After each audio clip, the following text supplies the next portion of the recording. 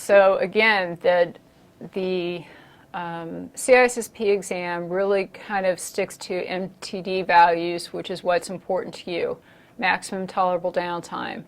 And you'll need to know that that you have to be able to understand that the longer that you're able to be down, the cheaper the resources or the solutions you need. If you have to be up and running all the time, that's of course going to be more expensive.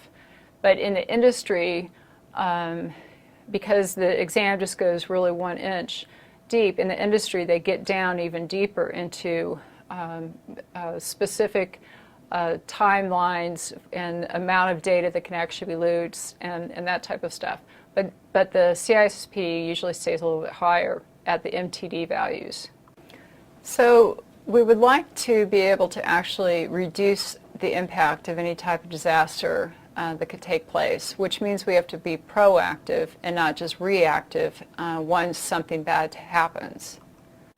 As I said when we were kind of going through the steps of the business impact analysis, it's one thing to find a backup recovery solution for a specific resource, a server, a communication link, your data, but those are for specific resources. You have to come up with a solution that connects all of these pieces together to make sure that the critical functions are up and running. So it may be actually, not too hard to be able to come up with a duplicate or another T1 or another a power feeder coming in through a different substation, or come up with the type of electronic data backup that you're going to use for recovery.